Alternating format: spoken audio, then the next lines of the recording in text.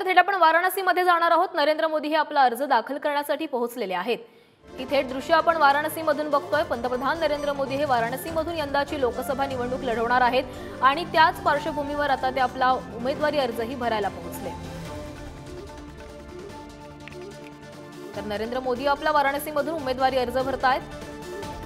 काही वेळापूर्वीच वाराणसीमध्ये त्यांचं जोरदार स्वागतही करण्यात आलं। त्यांनी गंगा आरती केली, तसेच कालभैरव मंदिरामध्ये देखील त्यांनी पूजा अर्चा केली आणि त्यानंतर आता ते आपला उमेदवारी अर्ज भरतायत।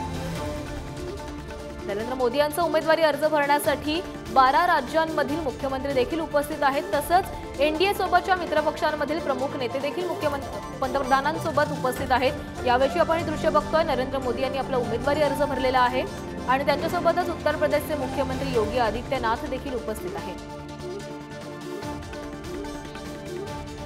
तर याबाबत अधिक बोलण्यासाठी आमचे प्रतिनिधी शिवाजी काळे आपल्यासोबत जोडले गेले। शिवाजी, पंतप्रधान नरेंद्र मोदी यांनी आपला उमेदवारी अर्ज भरलेला आहे।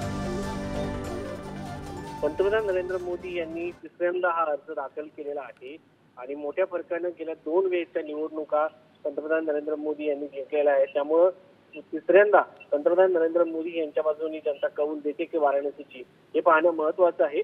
मात्र पंतप्रधान नरेंद्र मोदी यांनी आता अर्ज जो आहे तो दाखल केलेला आहे आणि दाखल केल्यानंतर आता ते थेट त्या ठिकाणी जनतेशी संवाद साधतायत का, हे देखील पाहणं महत्वाचं आहे।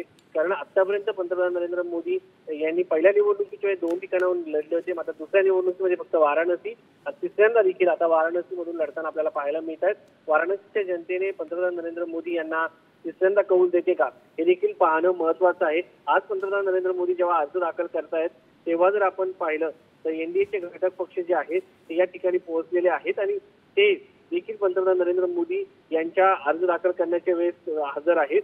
आणि जर आपण पाहिलं तर यावेळी अर्ज जेव्हा दाखल पंतप्रधान करत होते त्यावेळेस त्यांच्यासोबत योगी आदित्यनाथ जे आहेत ते आपल्याला त्यांच्यासोबत असल्याचं पाहायला मिळालं आणि त्याचबरोबर काही धार्मिक व्यक्ती देखील त्यांच्यासोबत असल्याचं आपल्याला पाहायला मिळालेलं आहे।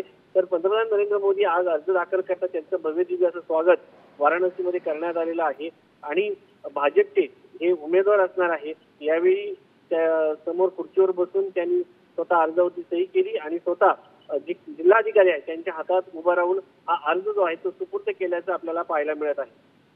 शिवाजी, आपण बघितलं तर नरेंद्र मोदी यांच्यासोबत अर्ज भरताना एनडीए सोबत असणाऱ्या मित्रपक्षांचे प्रमुख नेते देखील उपस्थित होते, त्यामुळे हा अर्ज भरल्यानंतर आता काही विविध कार्यक्रमांचं देखील आयोजन करण्यात आलंय का?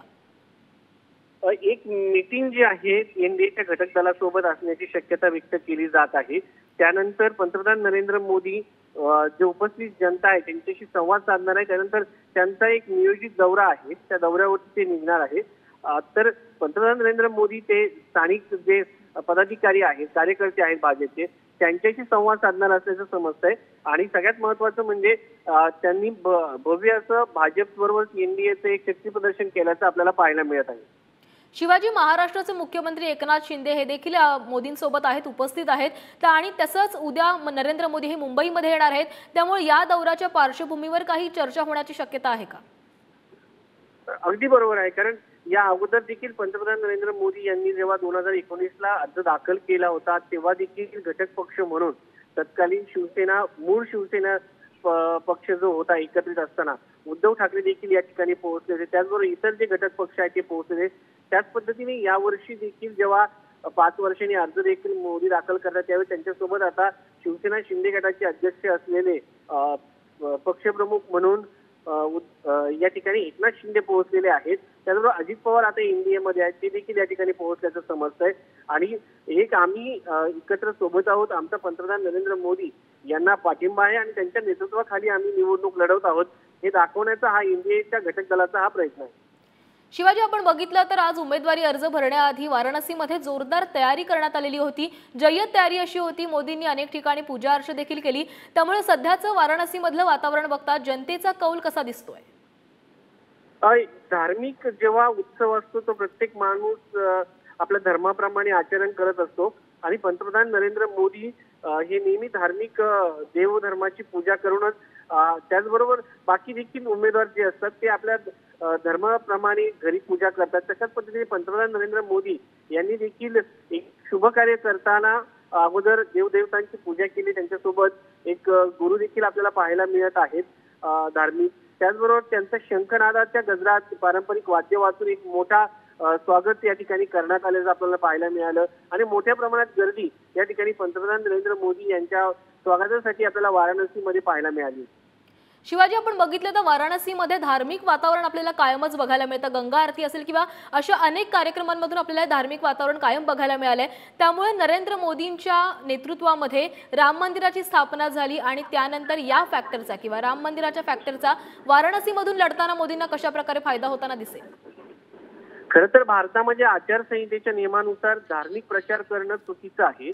मात्र प्रत्येक राजकीय पक्ष याला बगल देत राजकारणामध्ये धर्म आणण्याचा प्रयत्न करत असतात आणि भाजपने नाही म्हटलं तरी याचा कुठेतरी भाजपला फायदा होणारच आहे. कारण राम मंदिराचा भाजपला फायदा होईल अशी शक्यता व्यक्त केली जात आहे. मात्र त्याच्याही पलीकडे जाऊन राजकीय नेत्यांचं नक्कीच शिवाजी, तर आपल्याला बघावं लागणार आहे. पुन्हा एकदा नरेंद्र मोदी हे वाराणसीमधून निवडणूक लढवत आहेत. त्यामुळे आता वाराणसीतील जनता पुन्हा एकदा मोदींना कौल देणार का, याकडे आपले लक्ष लागलेलं आहे. धन्यवाद तुम्ही दिलेल्या सविस्तर माहितीसाठी.